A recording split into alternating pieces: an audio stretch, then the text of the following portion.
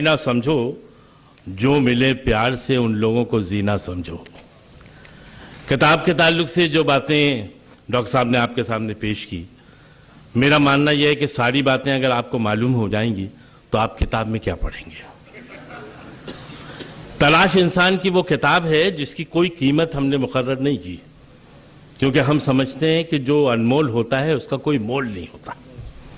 लेकिन हमने इसकी तलाश थोड़ी सी मुश्किल कर दी है ताकि आपको आसानी से न मिले। हमने 4 बॉक्सेस बनाए हैं और आपसे निवेदन है कि अपना कार्ड, अपना विजिटिंग कार्ड और घर भूल आए हो कार्ड तो एक कागज़ पे अपना नाम, अपना मोबाइल नंबर, अपना एड्रेस लिखें, उस बॉक्स में डालें। हम वादा करते हैं कि किताब आपके घर तक हम पहुंचाएंगे। यहाँ तक सुनिए।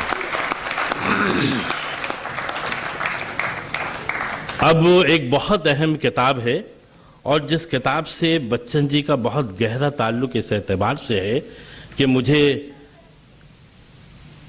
जनाब विश्वास नागरे पाटिल, जिन्होंने इस प्रोग्राम में बहुत मेहनत की है, उन्होंने ये हुक्म दिया है कि इस मौके पर बॉम्बे पुलिस की जानिब से एक बहुत अहम किताब जो ट्रैफिक के ताल्लुक से है, ट्रैफिक अवेयरनेस प्रोग्राम का एक हिस्सा है, मुझे लगता है कि मैं ठहरा कम इल्म आदमी इस किताब से मुतालिक कुछ अहम बातें जो मैं करना चाहता हूं वो शायद नहीं कर पाऊं।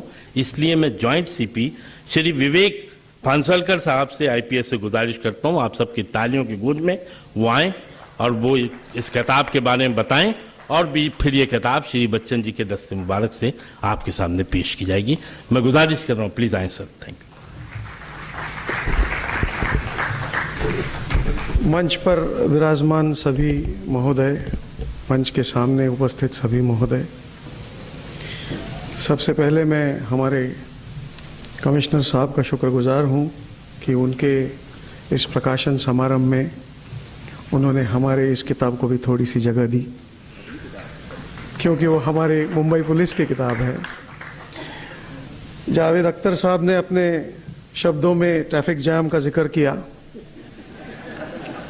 और कमिश्नर साहब ने जो किस्सा सुनाया जहां से इस किताब के शुरुआत हुई वो भी एक एक्सीडेंट से हुई।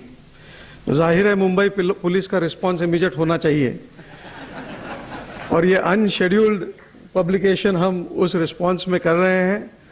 ड्राइव सेफ मुंबई करके कॉफ़ी टेबल बुक।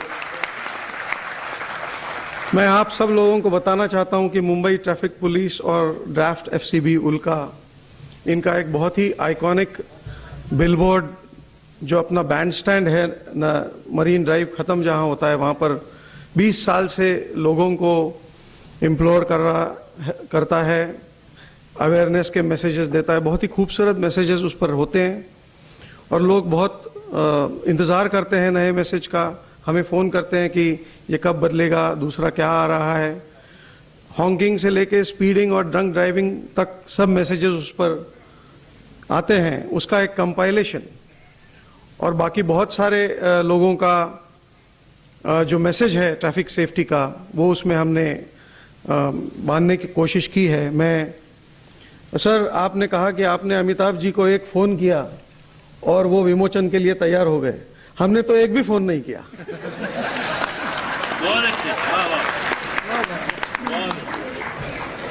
एकदम अनशेड्यूल्ड है, मगर हमें उम्मीद नहीं, हमें विश्वास भी है कि वो इसका विमोचन करेंगे, बड़े स्नेह से करेंगे। मैं उनसे गुजारिश करता हूं सर कि आप इसका विमोचन करें।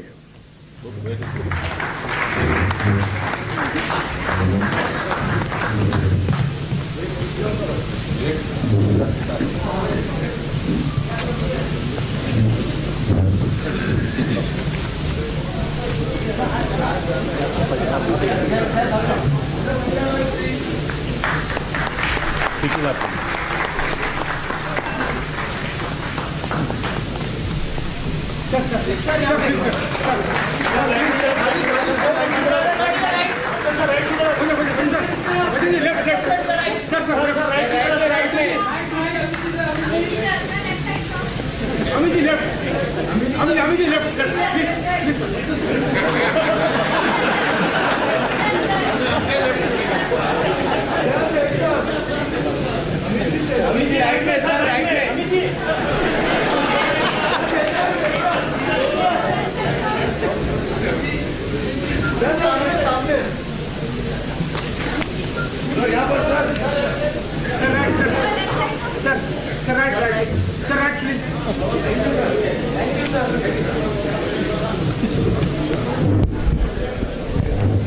इस राइट लेफ्ट में मुझे याद आया कि ये किताब तो वाकई राइट लेफ्ट की किताब है।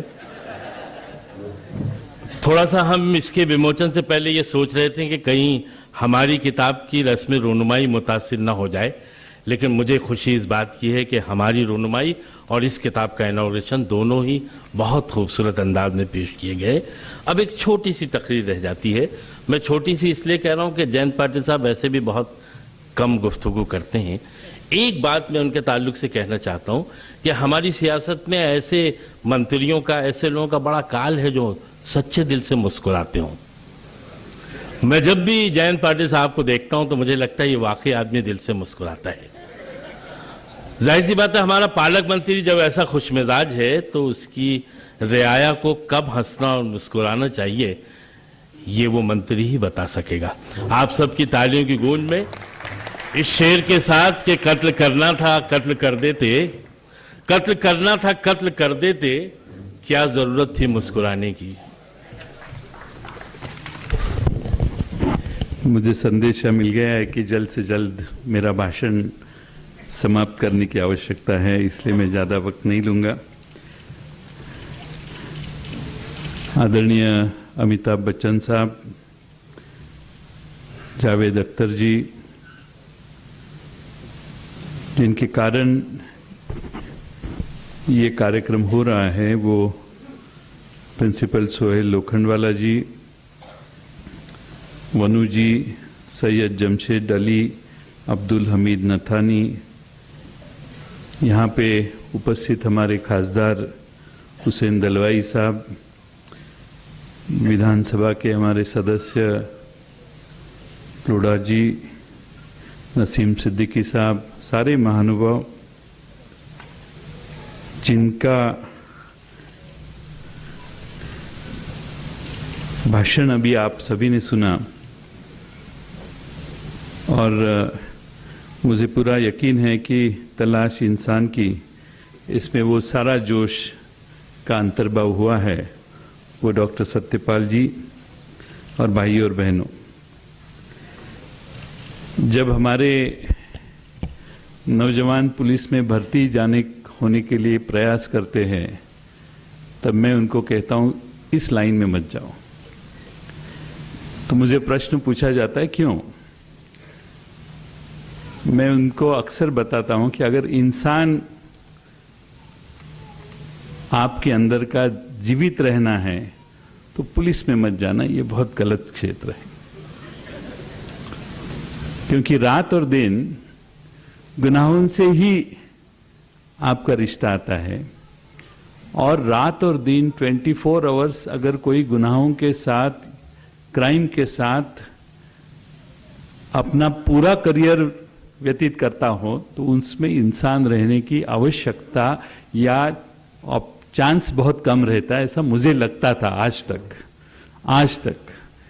लेकिन आज मैं सत्यपाल जी के अंदर का इंसान देखा और मुझे लगता है कि मैं जो आज तक लोगों को कहता था वो मुझे बदलने की आवश्यकता है। यहाँ पे 2 भाषण मैंने सुने। जावेद अख्तर साहब को सुनने का कभी मुझे मौका नहीं मिला था, लेकिन उनके विचार सुन के मुझ पे कुछ अलग सा असर हुआ। हमारी सोच कितनी पॉजिटिव होनी चाहिए, इसकी एक नई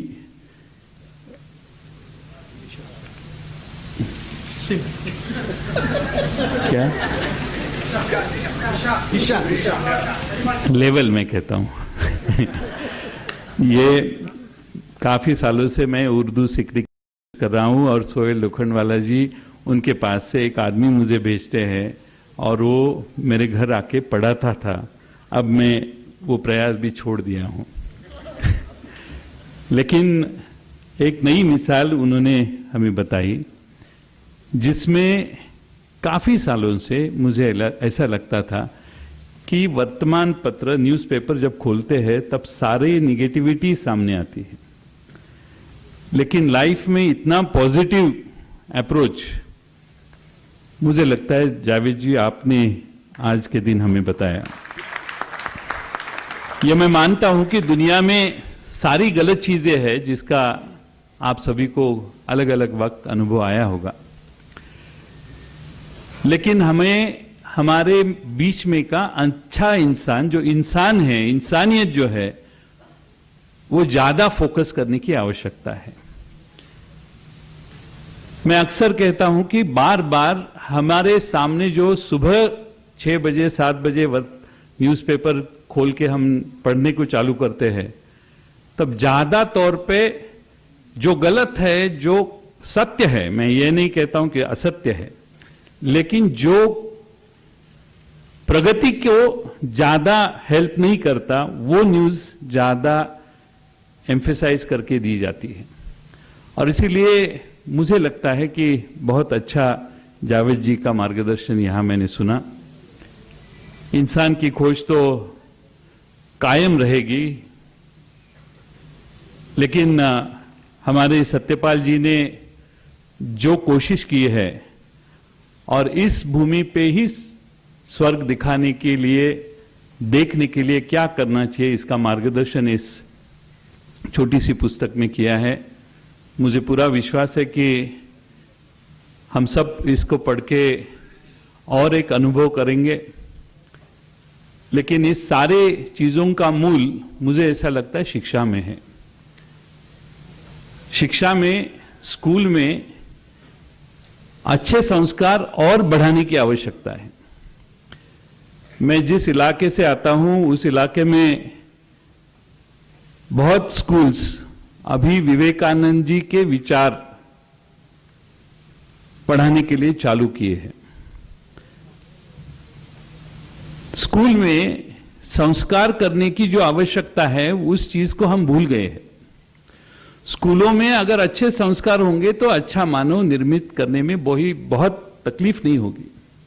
और इसीलिए मैं हरदम कहता हूं कि पुलिस डिपार्टमेंट में ज्यादा खर्च करने के पहले हमको शिक्षा के प्रति, एजुकेशन में ज्यादा अगर खर्च करेंगे, सिर्फ खर्च करके इंसानियत नहीं बढ़ेगी, लेकिन वैल्यू एजुकेशन की आवश्यकता इस देश में बहुत है।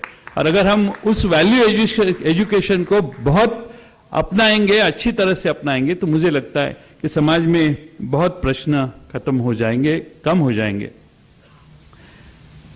जब आदमी बड़ा होता है, बहुत ऊपर जाता है, तब उसकी आसपास के उनके दोस्तों से, सभी से बातचीत करने का तरीका बदल जाता है।